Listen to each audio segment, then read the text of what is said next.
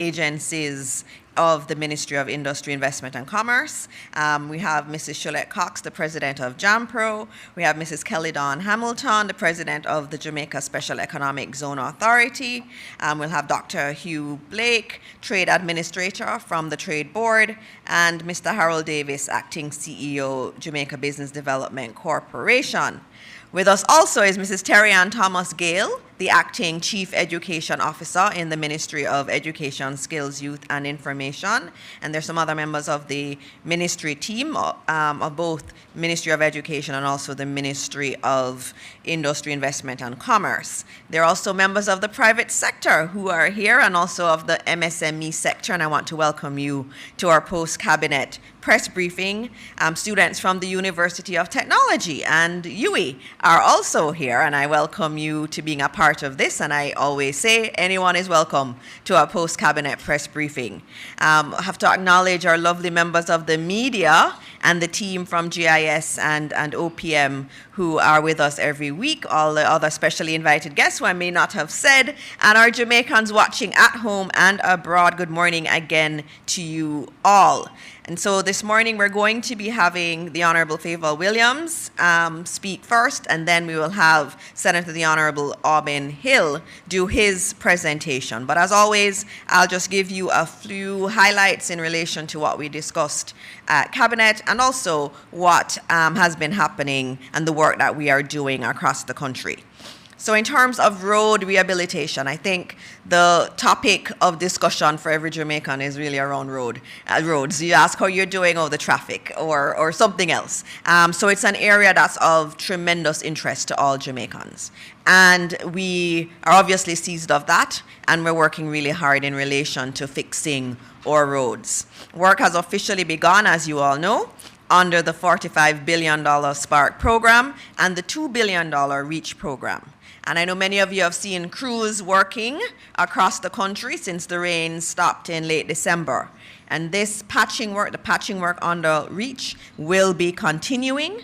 And I know I've heard many people speak with such excitement when they see a road fixed that had potholes. But as you all remember and will recall, we had Hurricane Beryl in July that brought a lot of rain. And then since then, we have just been inundated with rain. And it's unprecedented. And our roadways, the Prime Minister has spent a lot of time speaking to the infrastructure. The infrastructure was never made to be able to withstand what we're seeing in terms of climate change, the extreme heat, and then all of the rains that we saw. And so, of course, the roads are under quite a lot of stress, and we are doing our best to fix them. So SPARK, which is the big one, which is focused on comprehensive work on citizen-selected roads, complemented by the REACH patching work that's happening, could not have come at a better time. And these initiatives are addressing critical roadways across all parishes, ensuring safer and more efficient travel for all Jamaicans. And if you go on the SPARK website, you will see the roads that are being fixed, and I encourage all Jamaicans to go there. There are many roads across Kingston and St. Andrew under SPARK that are being looked at also across St. Catherine.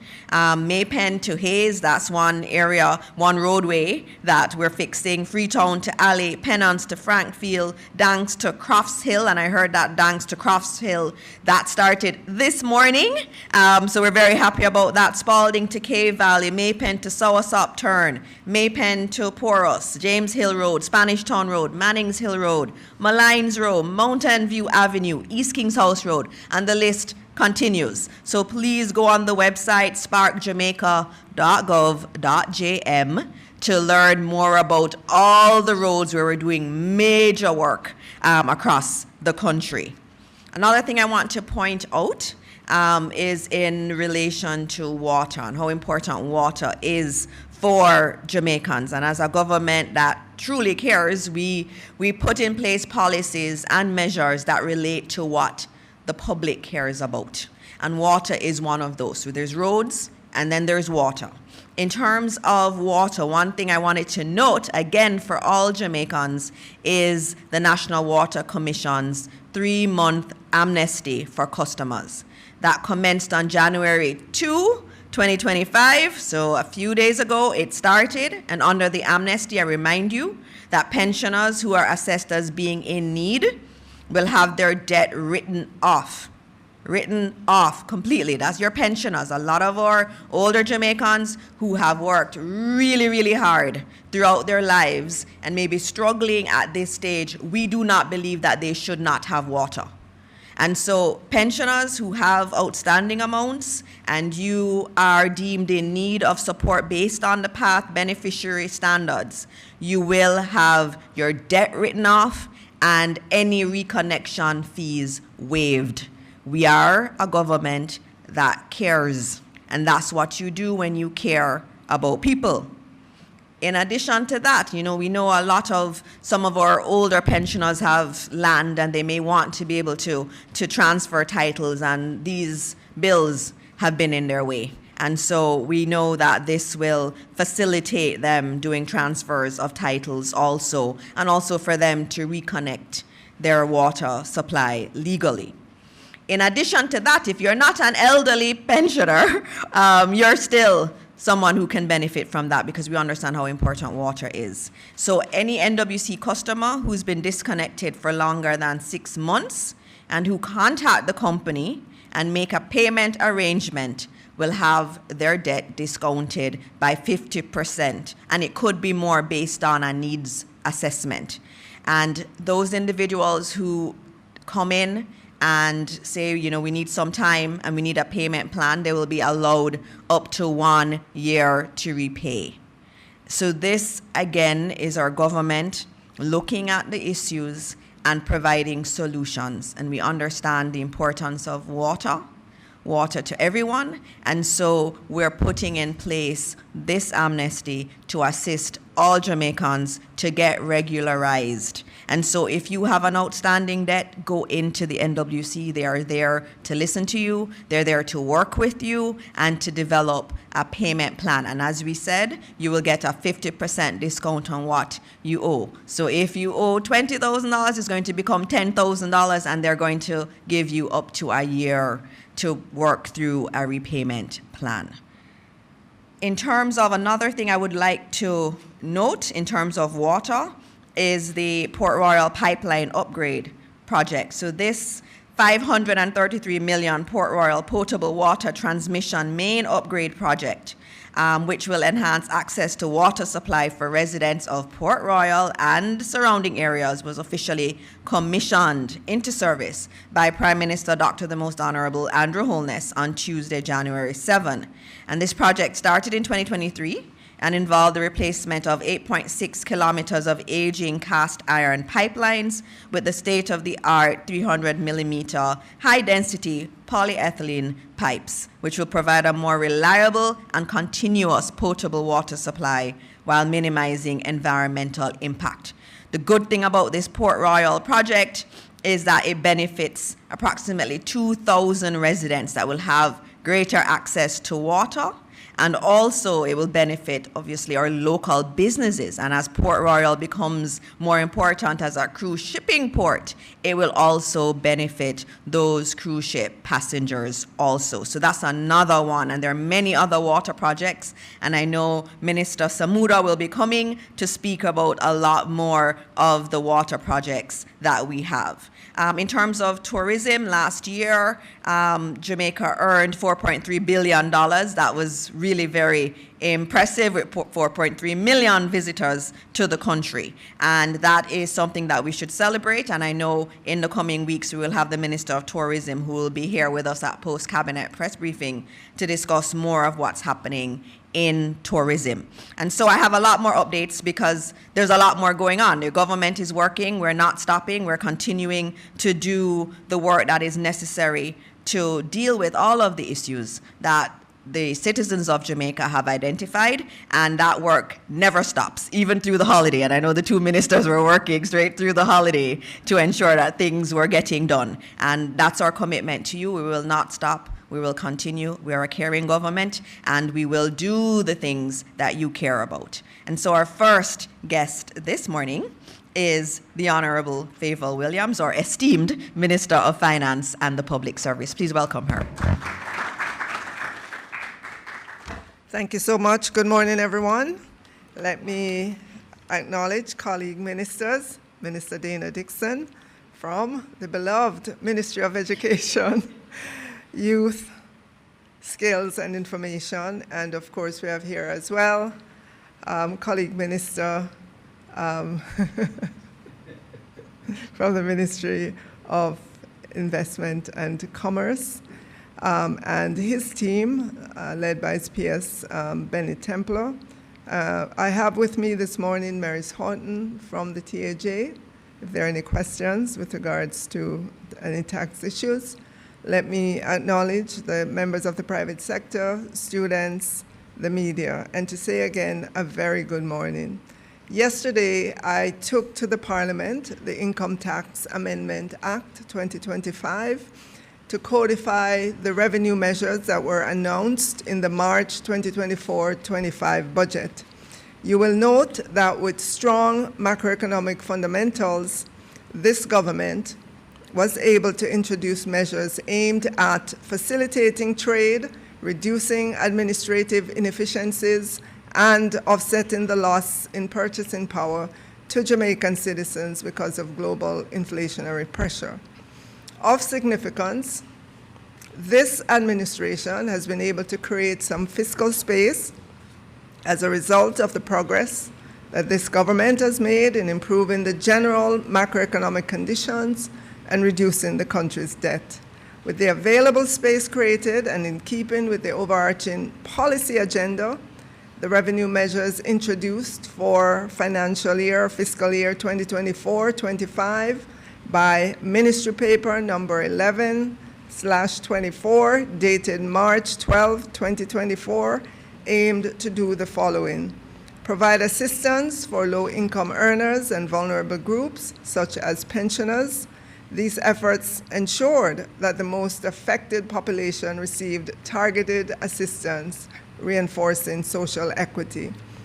It also provided support for companies offering trust and corporate services, further improved productivity by stimulating investments in renewable energy, and it gave effect to the increase in the market capitalization of new companies listing on the junior market, and amend the Income Tax Act to recognize the increase in the threshold for pensioners and PAYE persons. By creating an enabling fiscal environment through these measures, this government is working to strengthen Jamaica's economic framework while addressing social and environmental challenges.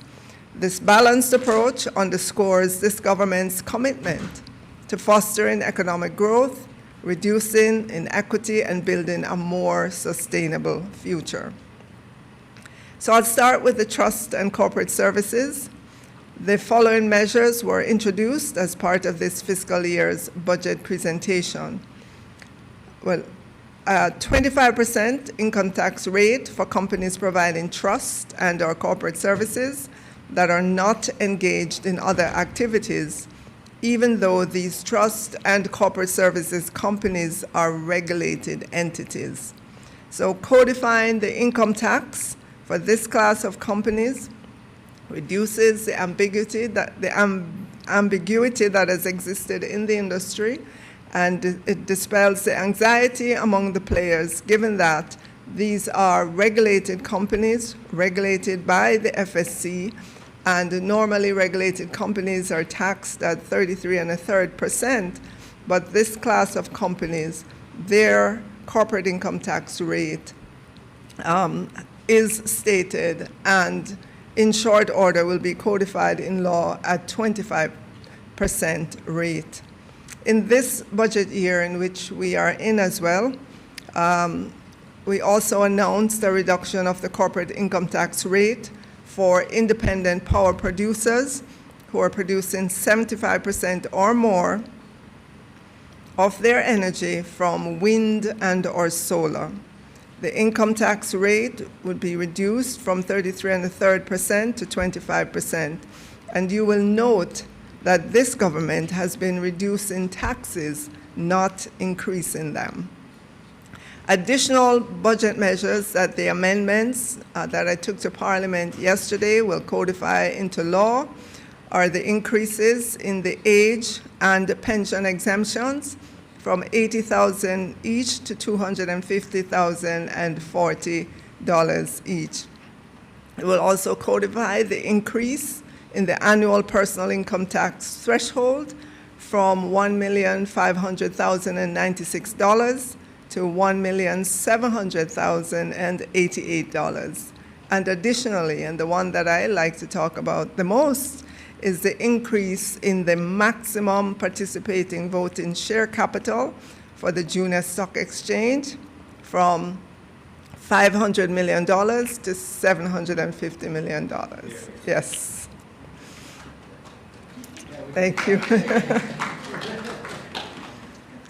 So with regard, just to get into a little bit more detail, the International Corporate and Trust Providers Act 2017 was amended in 2021 to change the name of the act and expand the scope of the legislation to be generally applicable to both international and domestic trust and corporate service providers.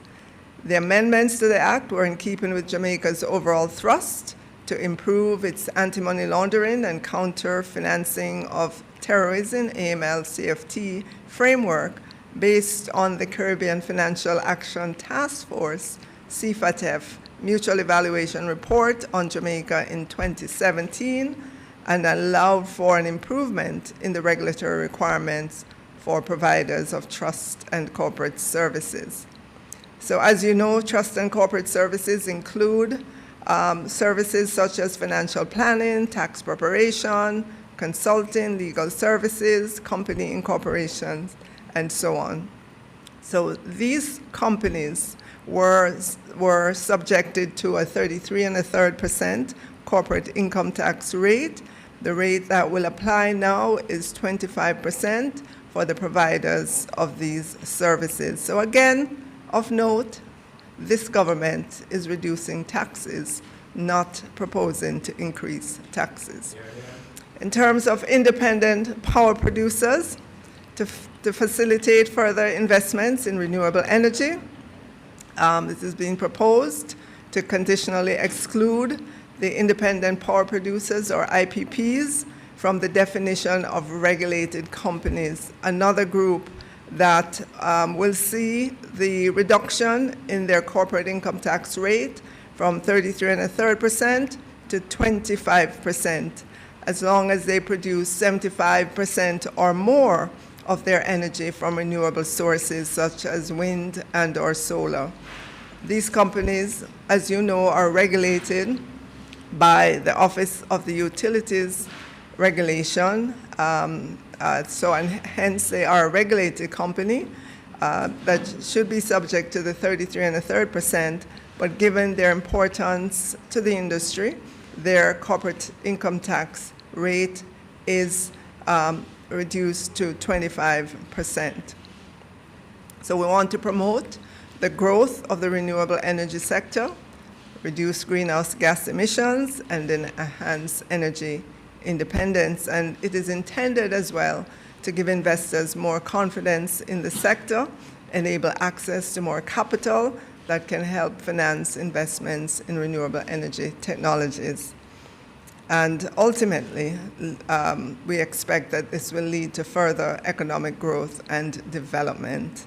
And here again, I have to stress, we are reducing taxes, not increasing taxes. I know as well that the annual pension exemption and age relief exemption, which was announced during the budget year, again, this was included in the legislation that I took to Parliament yesterday to ensure the codification in law. So the Income Tax Act is being amended to increase both the annual pension exemption and the annual age relief exemption from $80,000 to $250,040 each. This will result in an additional 2,046 taxpayers falling outside of the tax net, and hence having more disposable income. And this took effect last April 2024, but again, we're following up to ensure that we fully close the loop and ensure the laws are in place. Of note, again, this government is reducing taxes, not increasing taxes. Persons eligible for the pension exemption are those in receipt of payment from a statutory pension scheme or an approved superannuation fund. And for pensioners under the age of 55, the pension allowance is restricted to their pension income only. Additionally, individuals aged 65 and over are entitled to receive an age exemption that has been as well increased from $80,000 to $250,040 with effect as of April 1 of last year. And of course, you know about the annual personal income tax threshold. If you will recall, this government had increased the annual personal income tax threshold from $1,272,000 to $1,500,096 effective April 1, 2017. That was dubbed the 1.5.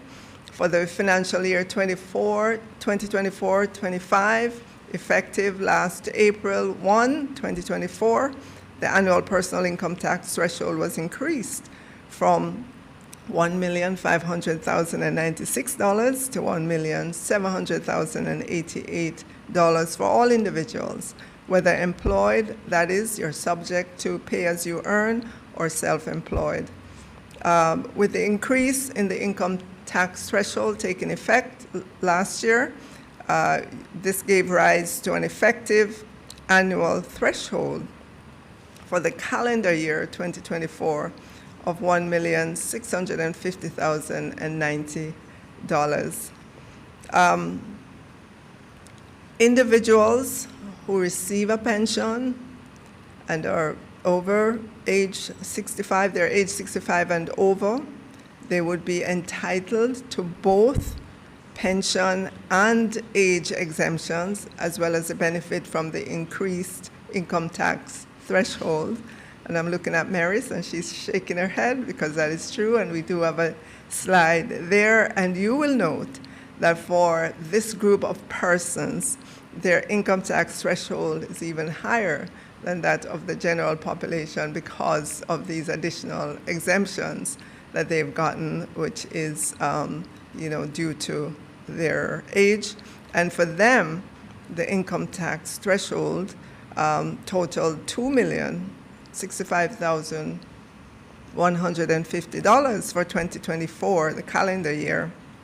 And for this calendar year, 2025, that moves to $2,200,168 there. So as just to echo what colleague Dana Dixon said, we are a caring government. We are a government that understands that we have to create opportunities for our citizens and continue to look for ways to provide assistance to them. And finally, in terms of the increase in the maximum participating voting share equity capital for companies listed on the Junior Stock Exchange, you will note that we will be increasing the current cap for new companies wishing to participate in the Junior Stock Exchange. Currently, that is set at $500 million, and that will be moved to $750 million. Of significance, micro, small, and medium-sized enterprises listed on the Junior Stock Exchange do benefit currently from a range of tax incentives, such as conditional relief from income tax payments, in addition to exemption from transfer tax and stamp duty on transfer of shares over the exchange. This government is committed to facilitating further growth of the MSME sector. And so this amendment to the Income Tax Act that I took to Parliament yesterday is a means of the support. We believe that this will positively impact the MSME sector as it will broaden the scope for more MSMEs to benefit from the suite of incentives afforded. Further, the increase will provide room for these companies to raise capital and improve productivity. This policy is in recognition of the pivotal role that MSMEs play in driving economic growth while promoting and encouraging local entrepreneurship. But let me hasten to add that companies on the main stock exchange cannot and will not be able to move to the junior stock exchange because of this increase in the capitalization. So the policy is applicable only for new entrants to the stock exchange. And just to add, the junior market has been a phenomenal success, with 48 companies listed to date and a market capitalization of $148.5 billion at the end of December 2024, having started with a market capitalization of $785 million in 2009, when the Jamaica Labour Party government of the day brought the junior market into effect. The companies on the exchange, on the junior market exchange, span many industries and sectors: manufacturing and distribution, retail, service sector, insurance, leisure, technology, and of course, the education sector. And the companies listed on the junior market have some 72,350 shareholders, many of whom are ordinary Jamaicans. I am proud to note that 2 companies have since migrated to the main market, meaning they've outgrown the junior market. And that's the progression that we want to see. We want to enable smaller companies to come on, to grow and expand, improve their market capitalization, and then migrate to the more mature market. And I also want to say that despite the ups and downs in the market, in the junior market, standing at the end of December 2024, the junior market has delivered an average annual gain of 22% over its 19 years history. And that is to be applauded. And yes, thank you.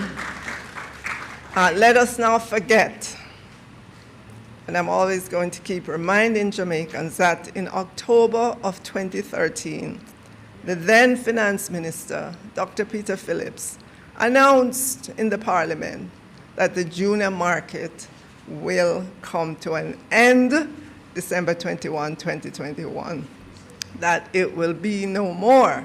The government would no longer support, because once you change the tax regime for the market, that will be it. It would just die.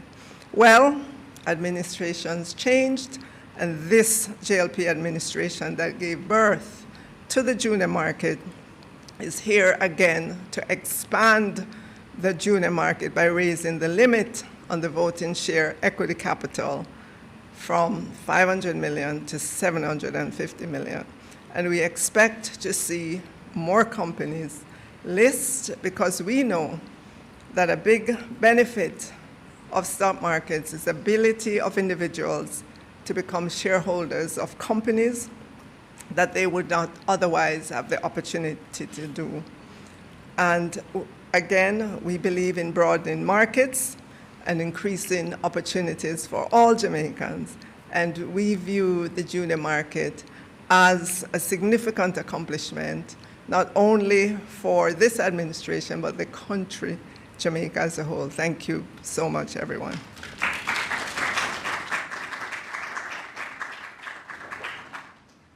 Thank you very much, Minister.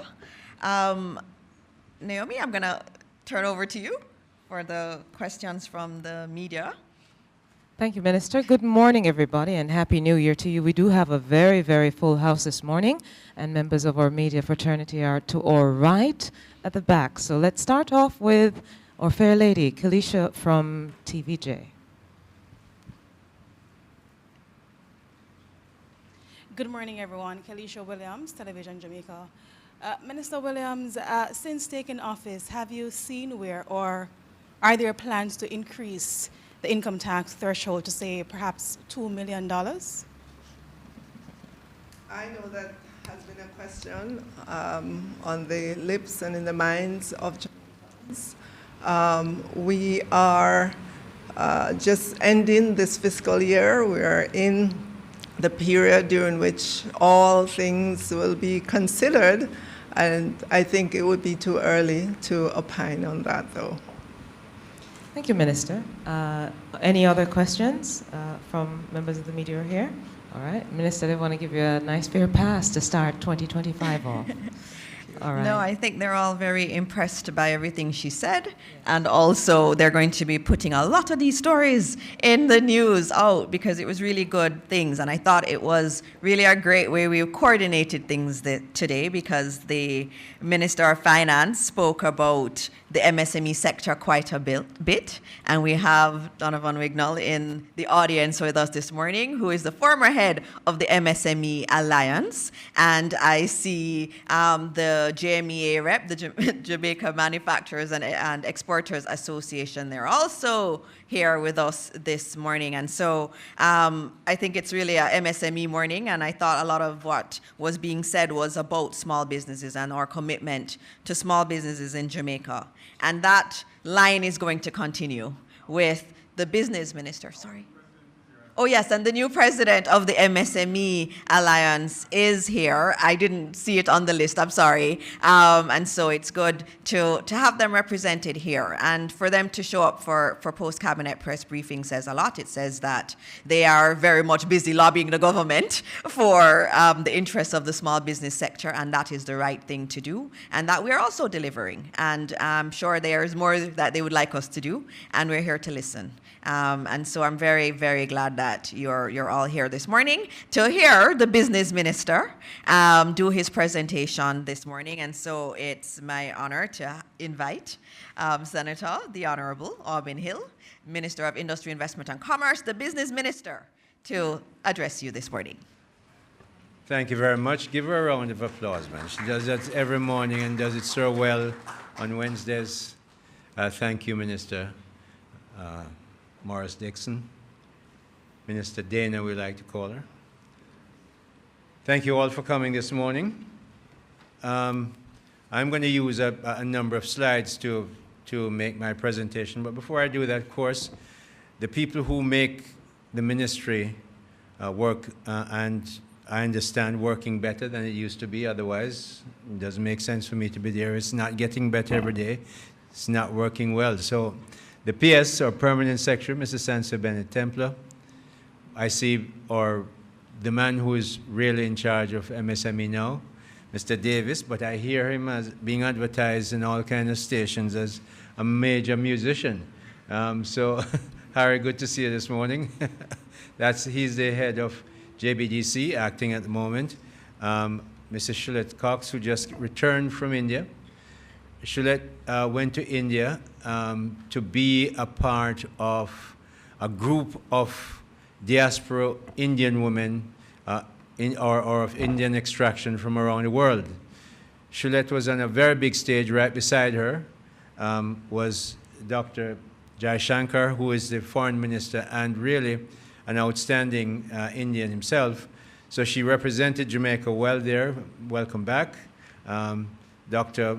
Blake, who runs the trade board, Dr. Hugh Blake, Kelly Dawn Hamilton, who runs the Jamaica Special Economic Zone Authority, and I see Roxanne from my office and the Chief Technical Director. So,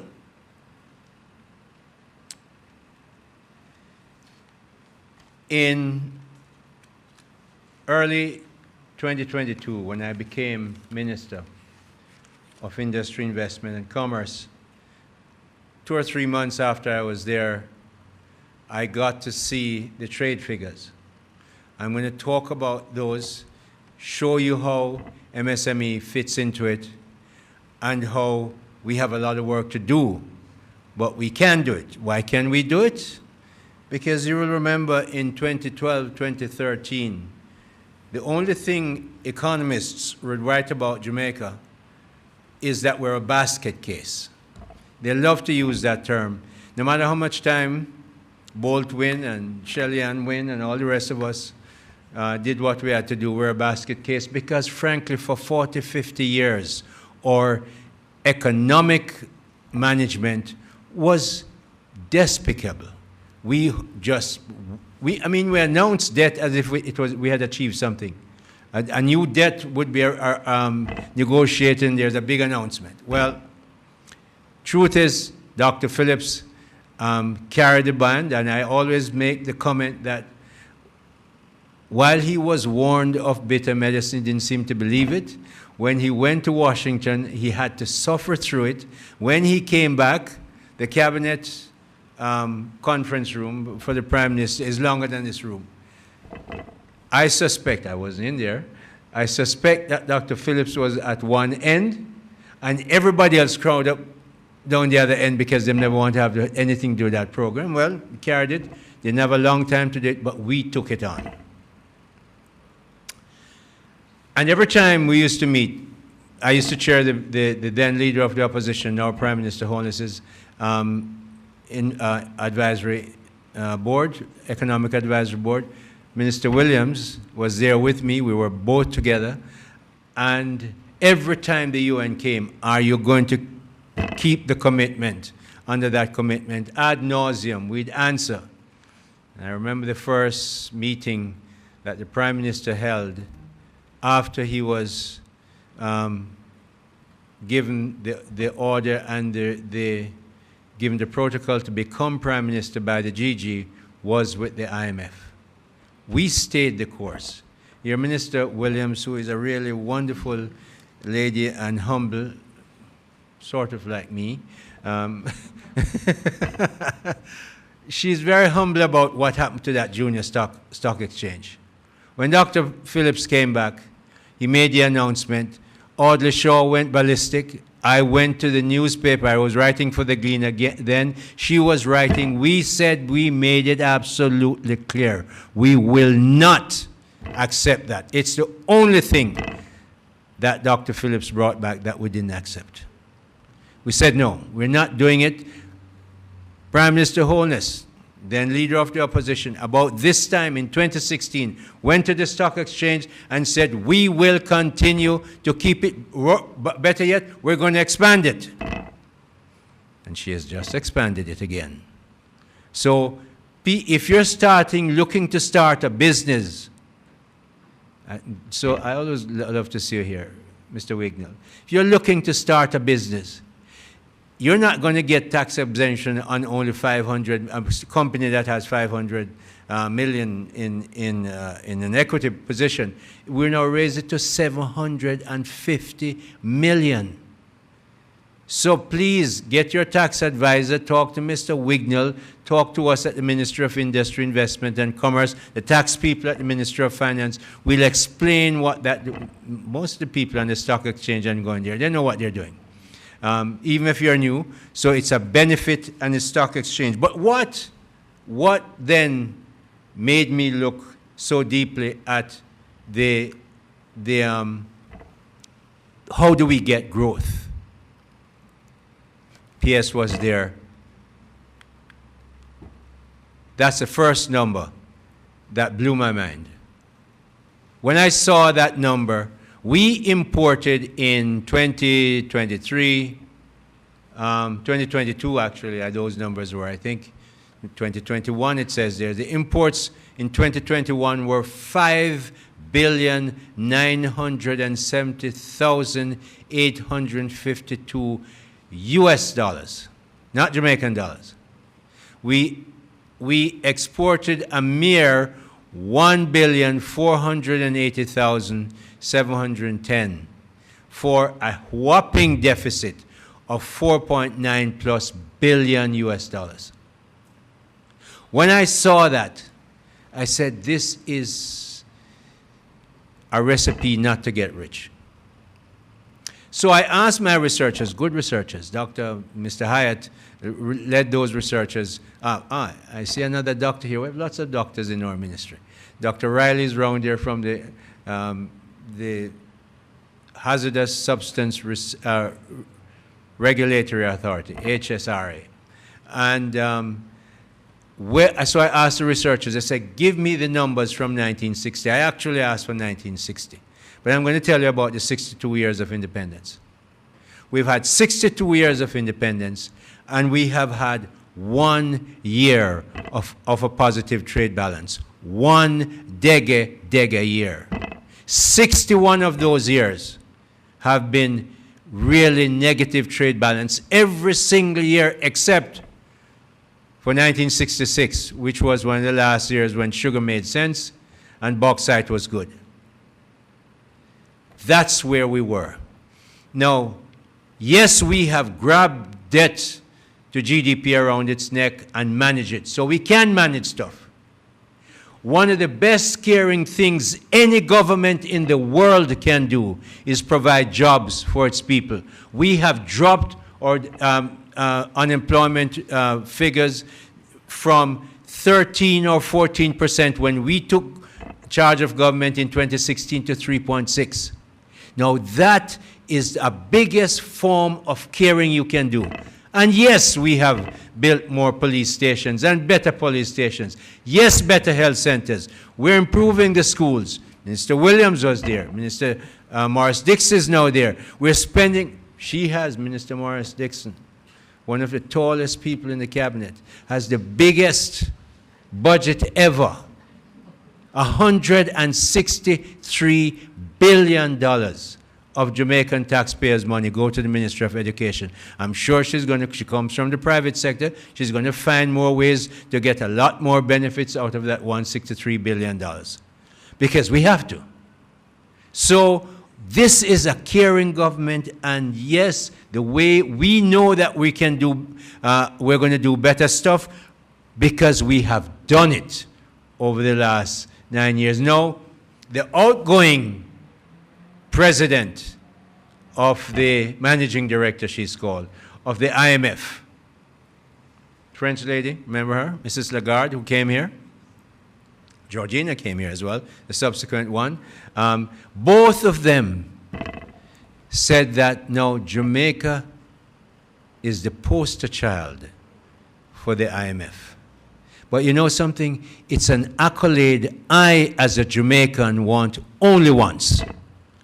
Because it means they only would give us that accolade and tell every world about it because we were a basket case, and we're not going back there. So how are we going to keep out of it? We're going to make sure that we change that figure there. The Canadians are not going to do it for us. The Americans not going to do it. The Chinese not going to do it. The British not going to do it. Not even our friends in Trinidad and Tobago are going to do it. It's us Jamaicans who will have to change that figure. It's not going to take 6 months. I see some foolish people writing about what have you done to change the exports. You have 61 years of being negative and you want to change in a year? Are you joking? Where's the head? So when I presented to Cabinet and in October, I said, look, this is not a 6 months job. It's not even a 6 years job. It's going to take time. But you have to work on it every single day to make that time shorter as much as we can. So we're looking at that. We're going to have to make sure we change that. But there are other things that struck me as I looked at the numbers and why we had to set a clear export policy. Look at those numbers. On your left, you see Bermuda. In 2023, you can look from the top, 2018, 2023, their per capita GDP is 125,000 US dollars. That's better than the US and Singapore. US and Singapore in the $80,000 region. Believe it, Bahamas is 36,000. Turks and Caicos, they don't even have a lot of rockstone like we have. We'll see where they are. 30,000. Barbados, 23,000. I'm going to go to Trinidad and Tobago, which is 20,000. I am leaving Guyana because Guyana is the outlier. Notice the long arrow. Guyana 2 years ago were less than us, coming to us in a minute. They are now 20,000 because of the 11 billion declared barrels of oil that they've found. See where they're going? Guyana is going to be very close to Bermuda in a very short period of time because they have only 780,000 people. So they're going to make sure, they're going to fly past Bermuda, I think, in a very short period of time. So Guyana, leave Guyana out. But look where Jamaica is. We are Jamaicans. 6,829,000. That's not where we must stay. Harry, we have to get MSME and other companies to do it. P.S. Choulette, Dr. Blake, Kelly Dawn, Dr. Riley, we must get big companies to understand that they have to produce new products and new services for export. We have only 3 million people. We have a per capita GDP, as you can see there, one of the lowest in the Caribbean. In CARICOM for sure. 6,800. You cannot get rich selling to only 3 million, less than 3 million people with a per capita GDP of less than $7,000. So Jamaicans, we're going to have to find markets overseas. These were the numbers that made me, with the PS and my agency head, devise a policy. And Harold will tell you, Harold wasn't running the agency then, but every single quarter when we met, the position was we are going to have to export a lot more exponentially. We are going to have to make sure we go to businesses and help them to find ways to export. We're going to have to create products to make sure we help them to do that. And I am sure, I know we're doing it because we all want to make sure Jamaica becomes a rich and prosperous, richer and prosperous country. So what are we going to do? Growing exports. You know, I gave that presentation, as I said, near the end of October, if I remember properly. I was in Miami at an IDB meeting when the PM gave his really grand overall long-term look at, and he called it aspire and pivot. Well, how are we going to do it?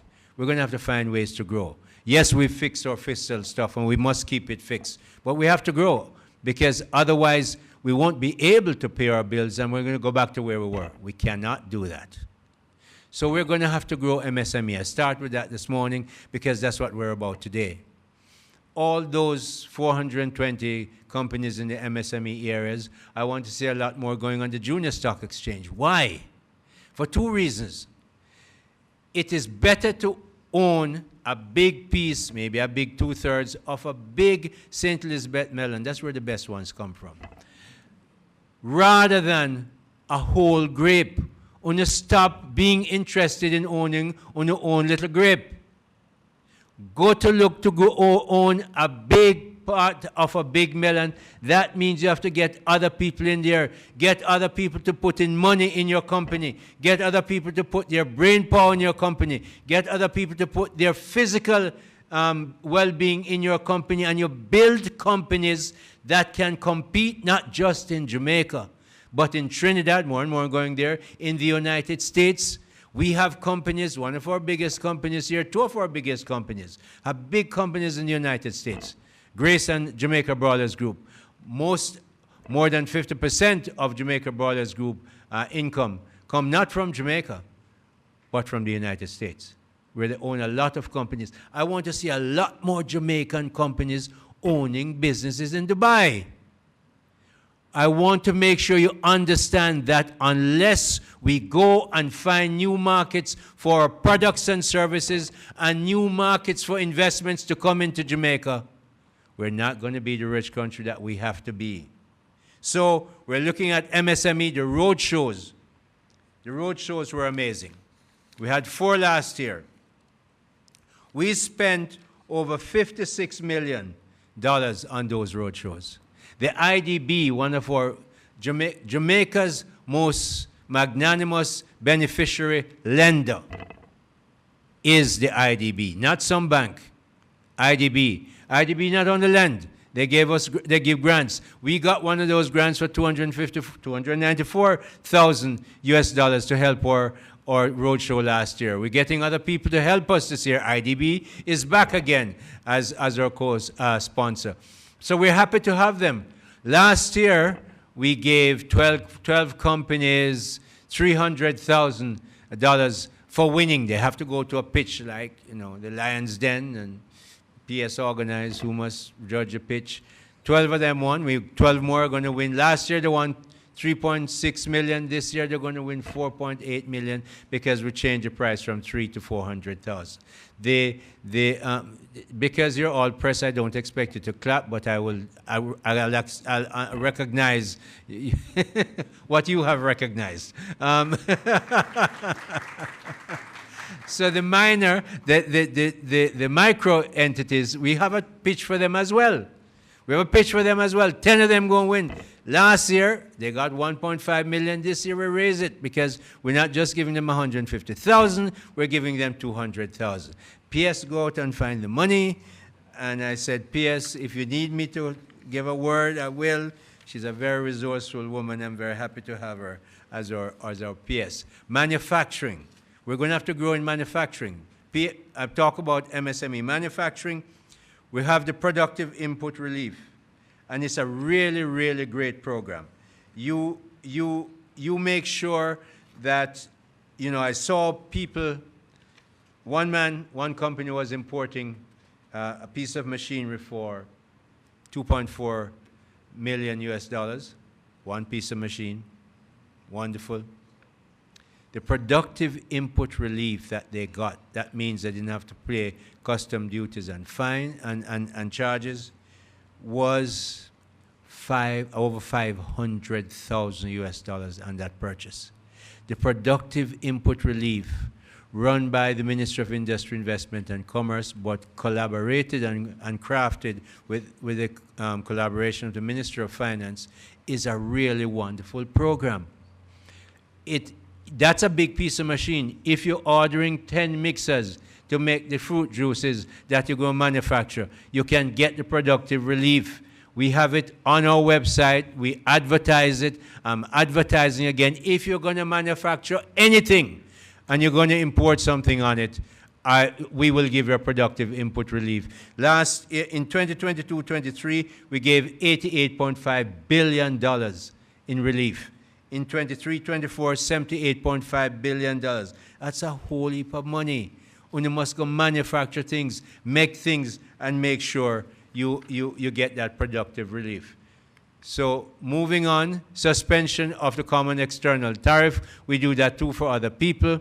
We're working on that now for the ICE people because the 75% manufacture of ICE in Jamaica burned down, as you well know. So we're looking for that, and we get that productive relief for a lot of people. And in 2023, that was $210.4 billion for 62 companies. In 2024, it was for 78 companies of $199.2 billion. This government cares, and we're finding money. Remember, a very bright former prime minister said it takes cash to care. You know him well, huh? His name is Edward Seaga. Well, we're going to find the cash for you in productive relief and in CET relief to make sure that businesses can grow. And we have to do a lot more because we have to grow a lot more. Suspension, the Jamaica International Financial Services Authority. Minister Williams talked about the relatively reduced taxes on trusts. Rather than 33, it's now 25 that we've codified or going to codify. But we have JIFSA, the Jamaica International Financial Services Authority. We've just passed the segregated accounts through the lower house and through the upper house. I carried it in the Senate, which means that we're going to, you remember all those big numbers from Turks and Caicos and Cayman? What do you think they do? As I said, they don't even have Rockstone. Please don't quote me. I know the press will protect me. But what they do have are tremendous financial services companies. You know where many of them people who work in there come from? Jamaica. You know why we couldn't do it? Because we didn't have the laws to do it. So this caring government is changing that. That's a growth industry that we see. That must happen. Working with the Minister of Finance, we're making sure we change it. The next thing that we're going to do, we've done the segregated accounts. It's an interesting thing. Go to the GIFSA website and our website, the Minister's website. You'll see what it means. GIFSA is going to come out with a great educational program, but we're going to have partnership accounts here. That's very important for trust businesses. So we're going to have general partnership and segregated partnership to make sure that we have the tools that will make people come here rather than go other places. We want to make sure that they come to Jamaica, and we're going to make sure that we give them what they need so the legislation is being changed. Look for it. GIFSA will be coming out with it. And the last thing, one of the last things I want to say is challenge the private sector. Now, because me used to run NCB, me know where a lot of the money is in the country. When you have a lot of money, you don't lose it quickly. So me still know where the money there. More and more private sectors are investing in Jamaica. I saw recently where Cinco invested $11.3 billion and still investing. I know Jamaica Brothers Group, Grace, all of them investing. Campari. We have to work on something, Gillette, for Campari to sort out what they asked us yesterday. The minister, a minister from Italy was here and the issue came up, so we're going to look at it. But I want the private sector in Jamaica to realize that there are tremendous opportunities, not the same country that it was 10 years ago. Lots of people are making money the right way. We want more and more Jamaicans to invest. I want to tell you that we have 20 agencies in my ministry alone to work with you. You know many of them, JBDC, JAMPRO, the rest of them, to work with you.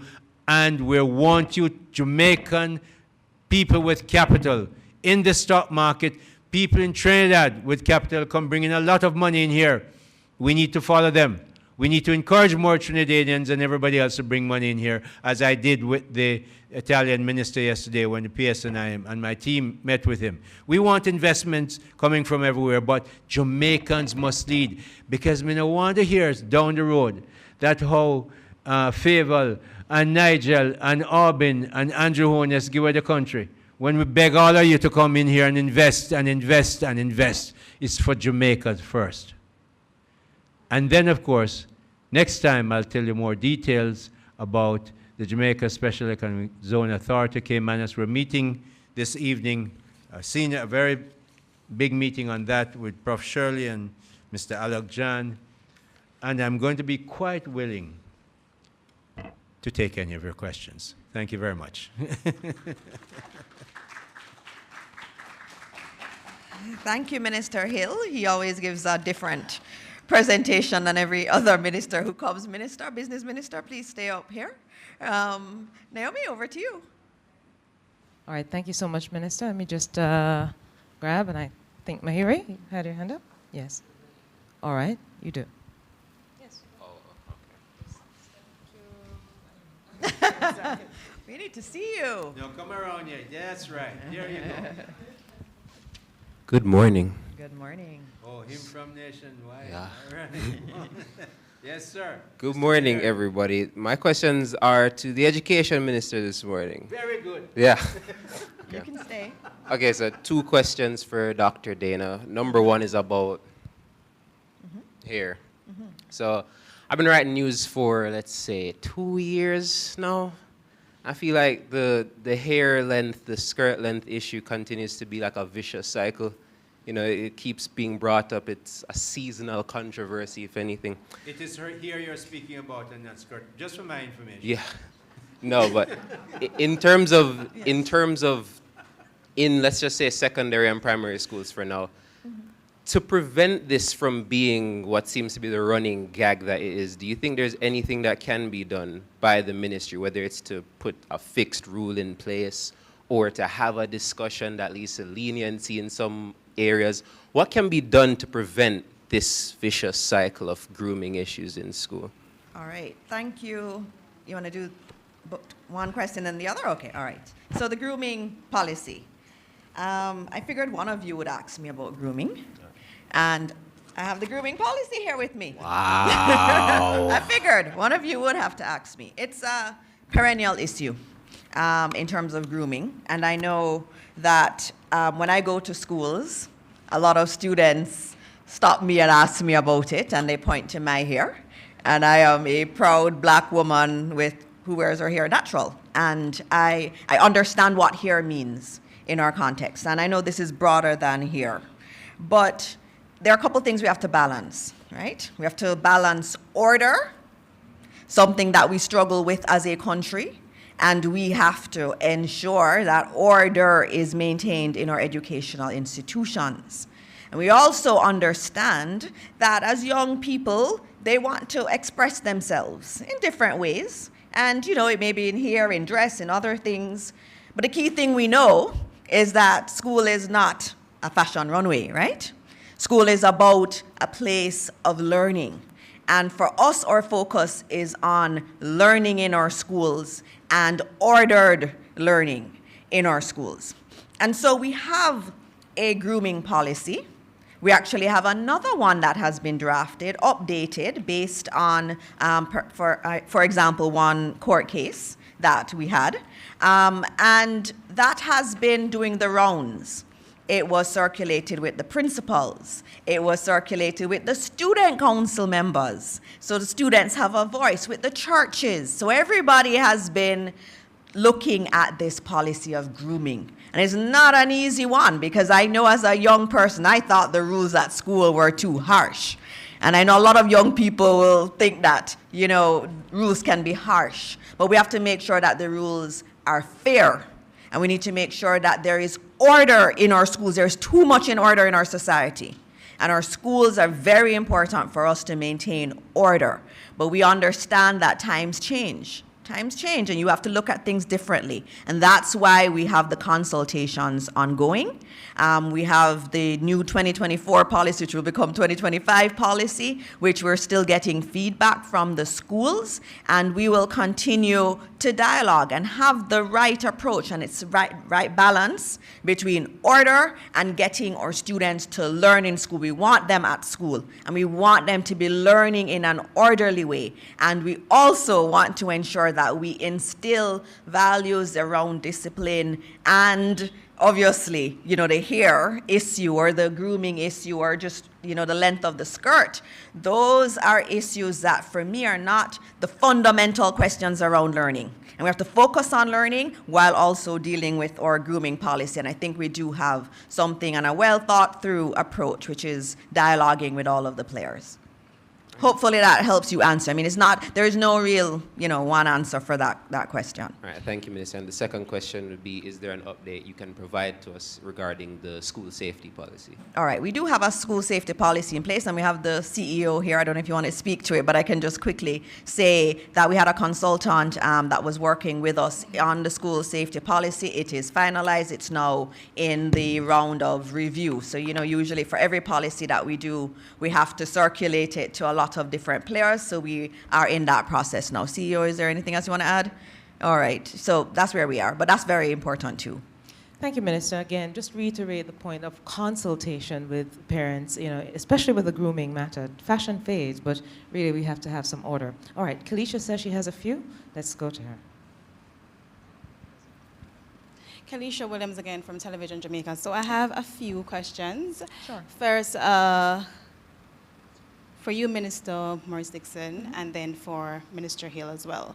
So going back to the question that was asked earlier, can you give us an update in terms of what is happening at the McGraw High School in regards to the particular student? I saw a video with some allegations against the student circulating on social media about issues at the school, and then the child also saying that he was put out of school even after the first video was released. Can you say the type of intervention the ministry has been making at that school?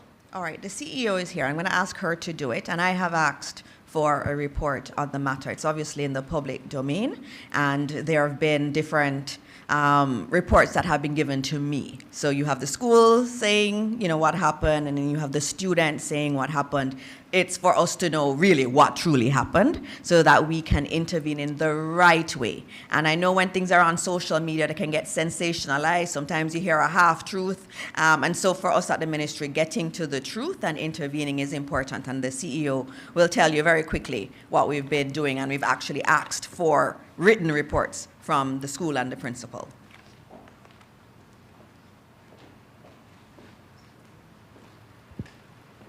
Thank you, Minister. Good morning, everyone.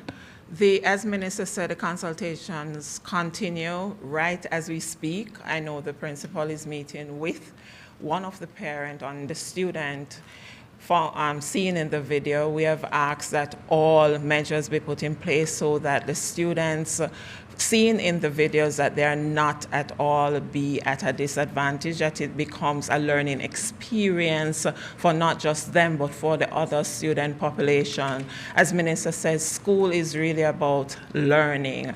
And from this, some learning must be received. And so the principal is meeting with the teams there, the Board of Governors, and so that the necessary steps be put in place to utilize all the psychosocial mechanisms that we have in place at our schools to ensure that the students receive the best output from all this.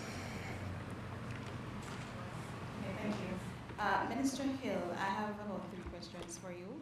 So first, in regards to, you've been mentioning a lot about how the need to grow manufacturing in the country. Can you say at least 3 strategies that you'll be taking as the minister to reduce the country's trade deficit? And you mentioned SMEs as well. Can you speak to the specific MSMEs that you believe the government should be focusing on, or you will be focusing on? And also, 2 weeks ago, you said that you'll be lobbying CARICOM to suspend the tariff for the for cheaper importation of ice. Can you give us an update on that as well? Thank you. Sure. I might ask you for them again. So let me just start with the one on ice. Because we're part of CARICOM, we are signed a common external treaty, Shagaramas, as many of you know. We cannot then, once you sign that treaty, just abrogate duties on products that are made in the market. So we couldn't reduce the duty on ice. What we could do is remove the GCT on ice for a period of time, which was announced from your media house and the other ones. What we have done in the process, nor can we really wait again till the next meeting of the CARICOM ministers. So there's an arrangement in place where the secretariat of CARICOM can make an interim decision. We have, through the PS and the CTD and other of our technical people in the ministry, made a request for them to allow us, because of the emergency. And what is the emergency? A company that makes 75 or more % of the ice in Jamaica burned down, not because their business, they had a fire there that started there. The fire started at a warehouse, spread to their business, much like you see the fire flying across in California. And our hearts and prayers are out to those people. The same way it crossed the border and burnt down Pure Ice. And Pure Ice very quickly came to us and said, we need some relief. We gave them the GCT relief, and we're now asking for the CET relief, which the PS and the technical people tell me that we expected to get it in January, and she just says, we got it. So we now have it, and that will be, administered through the ministry to the people who apply. Go back to the second one, so I go in reverse. What's your second question? So many questions in one, all right. 3 measures in which you'll be working to reduce Jamaica's trade deficit. All right, and you talked about manufacturing in particular. Well, the first one, as you heard there, is to really encourage people to invest in Jamaica. We have been a trading nation. Jamaica was set up by the colonial powers to be a place that produced raw materials that would be sent to the mother country, as it was called then, be produced into much more expensive products, and some of it sent back to us and around the world. We were never really encouraged to manufacture stuff. We manufactured sugar, but that was the raw material for refined sugar and expensive sugar.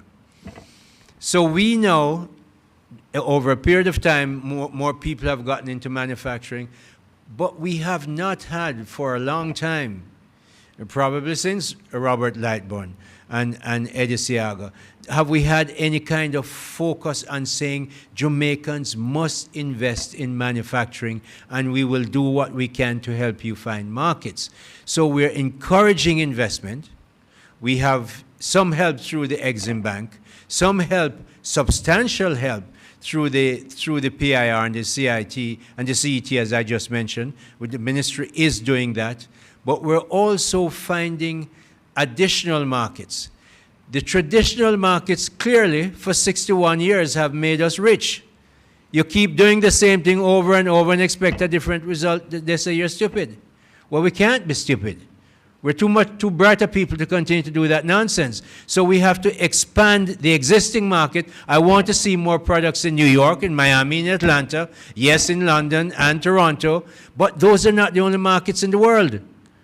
We expand those and find new markets. We went to Colombia and Costa Rica, strange places. We don't go to those places. They speak Spanish, so what? So we bring, you know what? In Jampro, we have 2 very, very fluent Spanish speakers. One was born in Colombia, and another one is of Colombian or other parentage, and they are fluent. They travel with us. When we went to Cartagena and Bogota and elsewhere, they were there with us. And therefore, we can have the resources. Domrep sell a lot of stuff to us. They don't speak English much, except they're bilingual. So we have to get, and Minister Morris Dixon is right here, bilingual students is a part of the training. So we have to make sure, we need new markets. So we need new investment. We need Jamaicans to lead it, but I'm agnostic. If the money is clean and you want to invest in Jamaica, welcome. I'm saying it right now before everybody. We want investors in here. We want Jamaicans to lead. And Jamaican people who have money invest. And Jamaican people who can get money must invest. And then we're going to have the productivity push. We have to push productivity. We're not going to get rich because we invest more money. That's part of it. We're going to get rich because we could become much more efficient at doing what we do. And businesses must lead that, as well as the government, through HEART, through e-government, and all those other areas that we're working on. Those are the ways you go about getting rich. But you also, and especially you in the press. I used to write for the Gleaner for many, many years. You in the press must make sure the education also takes place and the opportunities take place, not just the negative. Negative sell newspaper. Positive help us to be rich. Make a choice. Next question. No, there's one more. It's 3. The last question, the specific MSMEs that the government will be focusing on in terms of ensuring further economic growth. I didn't want to miss that question because it brings in something that is germane to this government's approach. We don't believe, no, let's go to the positive. We believe in the marketplace making sure we grow. There's some things government should do and will have to do. There should be few, clearly, security, for instance. In our case, as a developing country, we need to invest a great deal in education, so we're doing that. There are other things that we must not, all we must do is set the playing field and then encourage and educate and get our press to work with us to educate and say this is the direction we're going. So we set the playing field. We want it to be even for everybody. Notice the taxes that we do. We want to make sure it's even across. In fact, when I was doing 1.5, and I was very much involved with Mr. Cruikshank from Minister of Finance at the time and Minister Shaw, I had to make sure, because the IMF wanted to make sure that the field was level, so we couldn't just give 1.5 to people up to 3 million. We had to give 1.5 across the border. So all the owner still get the benefit from 1.5. Just want to state that as a matter of fact. So we want to make sure we do, when we do policies, it makes sure we provide equity to everybody across the board, and therefore we won't be picking MSMEs. We're looking at sectors that clearly, food sector, there's some services sector. Services sector, the ICT area is growing very, very fast. We're encouraging it. JAMPRO is doing it. They're going to have an announcement. Incidentally, you're going to see a lot more from the ministries coming out as to what we're doing. So we want to make sure the policy is even, and in areas where we can give assistance, through things like CET and other benefits through the ICT areas, we encourage it. We take trade missions. Somebody take me on that. He said, let me tell you something. When I started banks overseas for an American bank, I couldn't sit. The British used to sit in their banks and wait for the people to come. Well, we found that out. Americans don't do that. So we went out there, and they're in their office, and they're meeting with the managing director. The managing director no give no LC and no business to no bank. It's the chief accountant or the CFO. They never have CFO. CFO became big at that later on. It's the chief accountant. So you know what? I go in there. I had American Express Gold Card, and in countries that they never had it. And I get approval to give the gold cards. You know whom we give it to first? The chief accountant and his wife. Them have picked in the United States, and at the time they wanted money transfer, give it to them. So we have to make sure that we are encouraging people to invest and to work. So is it Tanisha? Tell me the name again first. Kadisha. Please, that's the story. And we want to make sure everybody gets the story. We're not going to pick, we will assist. Thank you, Minister. Business and Efficiency Ministry, right? So we do have, thank you so much to our media representatives. Minister, I know it's over an hour, in fact, an hour and 20 minutes that we've been at it. But we have invited some of our stakeholders through the ministries that presented today. We have two that have some questions, so we'll just take two questions, one from each, and then we can wrap up right after, sir. Okay. Could you introduce yourself? Good morning, Minister. I'm Trevor Hamilton. Yeah, man, Trevor, I see you around here itching for about an hour. Go ahead. Well, Minister, good morning, everyone. Speak in the mic. I'm here, I'm part of the, I'm a Speak member into of the mic, Trevor. I'm a member of the JMA, and also a leading investor in one of the emerging industries in Jamaica, which is the cannabis industry. So one question is, we haven't even had a chance, after many attempts, I call your office, and for me to be a major investor, picking up my phone, calling your office, I went through several assistants, whatever, and I cannot get your phone, I cannot get to speak. Trevor, you've had my number for 10 years. What do you mean calling somebody? Okay, no, Minister. But tell somebody else that. Okay, There well, you have our numbers. I will personally get it today to prove if that's sincere. But anyway, Minister, I look forward to that. But I want you to have dialogue with that industry. The industry is projected to value $158 billion by 2028. If we accumulate, say, assume 3% like tourism for Jamaica, we're talking about $1.7 billion value to Jamaica, which is, when you talk $1.7 billion, and that's GDP of 17 billion is a lot of money. It's not small. The other question, the question therefore is, what is your take on the industry? so that because investors are coming in, and what is your take on it? The other question, Minister, is that you spoke about SME. The thing about SME play a major role in economic growth and productivity. I've proven it throughout the Caribbean. And employment. Yes. So, for example, in the Bahamas GDP is 6 times Jamaica. Okay, $33,000. But their SME... GDP per capita. Yes, per capita. But they take a serious... They know that SMEs, you cannot have productivity with foreign direct investment without efficient SMEs. Because efficient SMEs are the ones that drive the value chain. Now, if you go online in the Bahamas, their tourism is twice larger than Jamaica.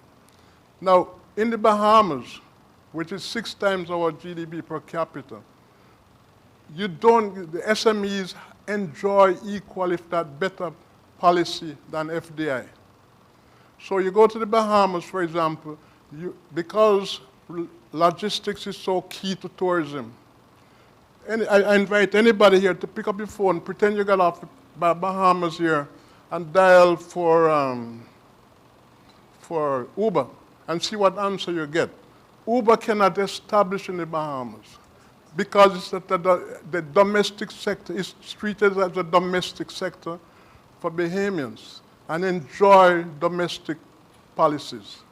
So we have to find a way. I'm not talking about protectionism, but we have to find a way to modernize SMEs and to give them equal policy. We don't put one set in a free zone and one set in an open zone. It doesn't make sense.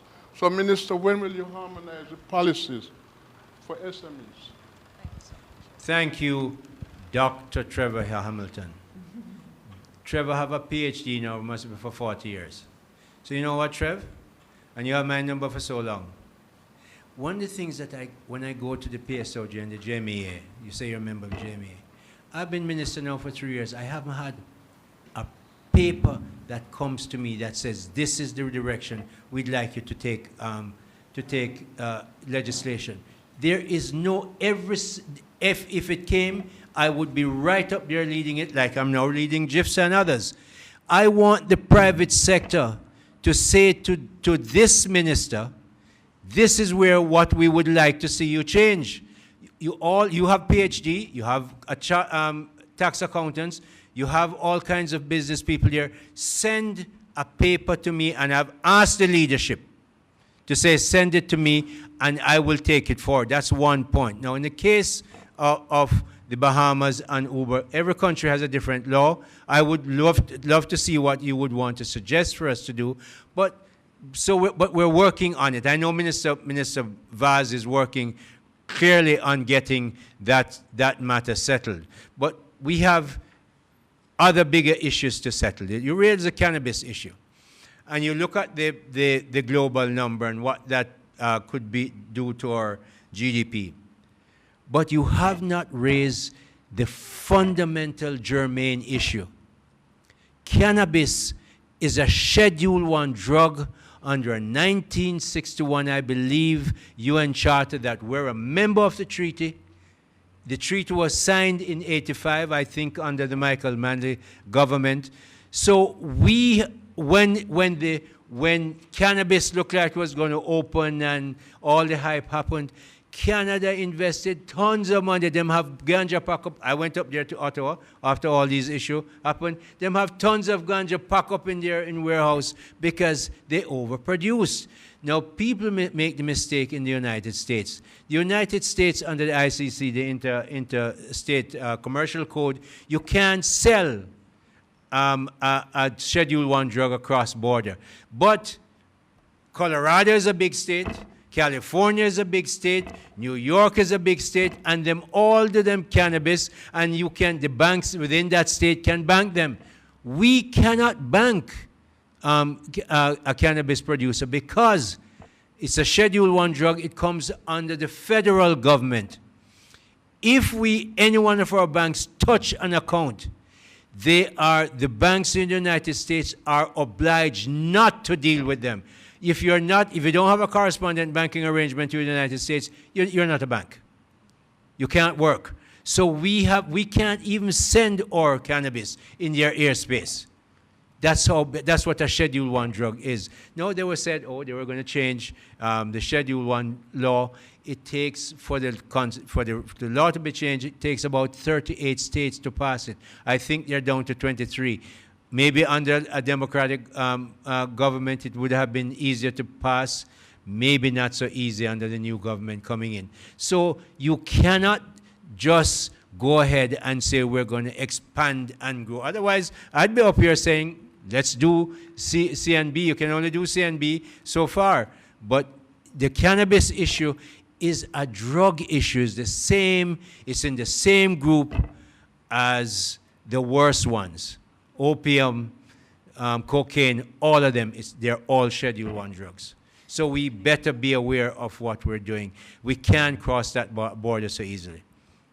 Minister, thank you so much. Let's take the final question, but thank you so much for that very frank and simplified version of explaining it when so many people ask that very question without understanding the genesis of why we really aren't moving as efficiently as we are. Yes. All right, so Naomi, I know you said that this is the final question, but my president is here, Hamilton, so I'm going to yield to her so that she can ask the question. I think you're a fine gentleman. Thank you so much, Donovan. I appreciate it. Okay, Minister, so we acknowledge that the Minister of Finance has increased the capital threshold for junior stock exchange, which is excellent, and really we excellent. applaud that. What, though, is going to be put in place to encourage brokers to write smaller IPOs? Because, of course, it has to be profitable for them. So while we see that it is benefiting the medium and some of the small entities, the challenge still remains that many brokers may not see it as an attractive thing to write smaller IPOs. So what will be done to encourage them in that direction? I'm glad you're the president where you are, because there's no rule that new, smaller, more efficient brokers can't happen. Many of when I trade many stocks overseas, I don't even go to a broker anymore. I go on my computer. So you must be innovative, and in the section that you are in the economy, you constantly have to innovate. So if the big guys don't want to deal with it, leave them alone. Go start your own. Make it completely digital. Here's my wonderful minister, who is quite willing to help you to do that. And make sure, because if it's digital, it becomes very efficient and cost effective. You don't want to pay for those big buildings where those guys are in. I mean, I used to run one of those companies. They're expensive. Go start another one. Find a new group of young people who will start a brokerage company that will serve you. Next question. No, we don't want to really go down that road right now. Make sure that works. I know Mrs. Street Forest is talking about it, but that's not going to help, because it's the same big brokers who you're going to have to deal with. Go find small brokers that are more efficient. And the stock exchange will have its conference next week. Mark, this is something I know. Okay, so that's what my advice is. Thank you, Minister. After an hour and a half with our stakeholders and, of course, members of the media, that's it for the questions. Minister. So now I can't go to CB opening, which we are supposed to go. So please understand when you don't see me there. All right. Well, thank you, everybody, for being here. And before we close, I want to thank all of our guests who came. And also, I have to acknowledge all of our private sector company heads who are here. And I know we have one student who is here who owns their own business, too, which is really lovely to have you here. And we didn't acknowledge Antoinette Hamilton, who asked the last question, the head of the MSME Alliance. I have one thing I need to say, Minister, if you'll allow me. Before you 1 minute. disagree, before you leave, yes. Yes.